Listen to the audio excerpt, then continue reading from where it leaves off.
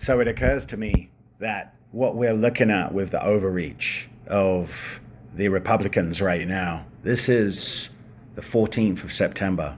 And it really occurs to me that we've got some overreach. And what does that really mean? Well, it really comes down to the idea of this reach for control of women's bodies and abortion, right? Let's take a deeper dive metaphysically. Metaphysically, what's interesting, there's many interesting layers, but the ego personality is passive. It's not active. It's isolated, right?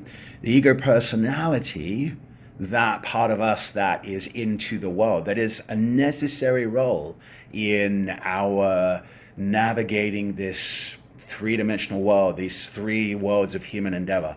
The ego personality has a necessary role. But because it is isolated, because it's irrational, because it's insane, it thinks it really can do whatever it wants, right? It has a hubris, it has an arrogance. And so there's been this massive overreach, and there's now this backlash to this group, this collective called the Republican Party and the right wing, these man-made ideas of labels for tribes that are coming together in these aims that are focused on being tethered to the world, to the physical world, a focus upon something that really is immersing and binding that awareness in the three worlds of human endeavor.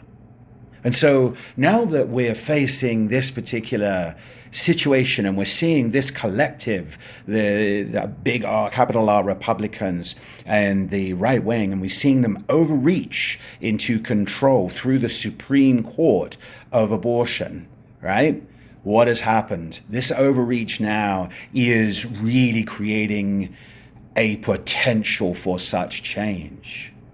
And that there's not just the overreach, there's what unfolds from it. There's the shift of the Senate, the House, the Congress, and the presidency as well, and what that could mean. And yet, don't get me wrong, I'm not here to advocate for either side of the tribe. I'm for the tribe of oneness, right?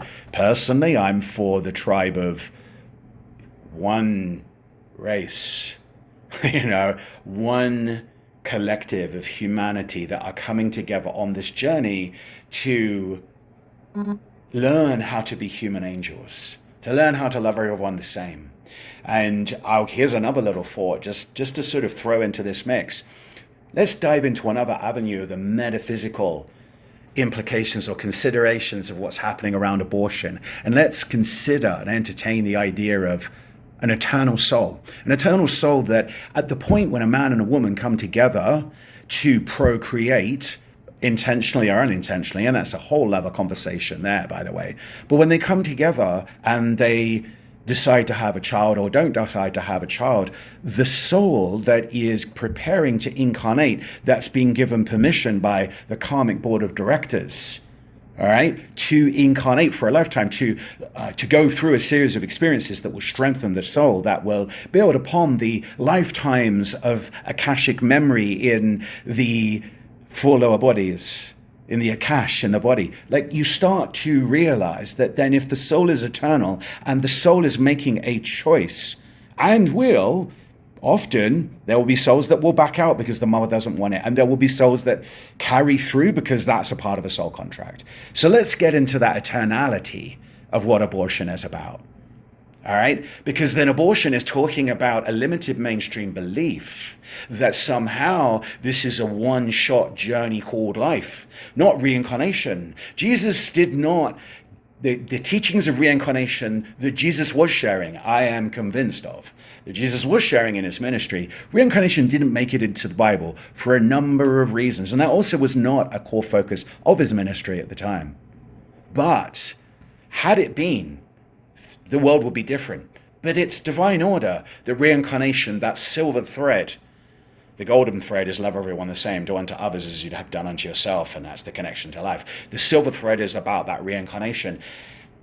When you understand the silver thread, when you understand reincarnation, when you are so clear on it, and you understand reincarnation from that, or through that expanse of truth, like a much broader understanding of it, and you start to realize then, well, if the soul is eternal, the soul's choosing this lifetime or not, the various pieces that are involved.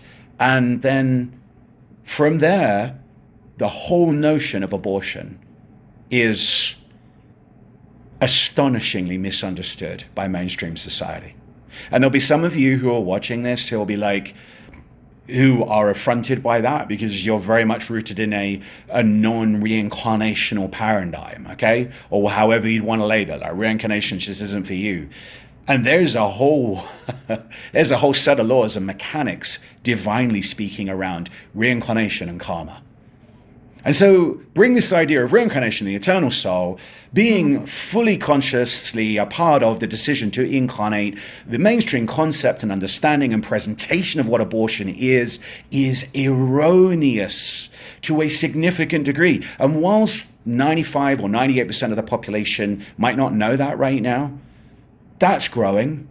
And even for those that don't have a conscious awareness of it, I'm fairly confident. I have a personal sense of knowing that there's a part of them that knows. There's a deep down understanding that we are living here to expand the kingdom of the divine, of the higher self, the kingdom of God, whatever you want to call it, through our learning how to love everyone the same, whilst we are dunked into by the I am that I am, the soul that's making the choice, into the three worlds of human endeavor, the school of duality, to gain a master's in compassion so that we can truly go on and continue to evolve to do greater service.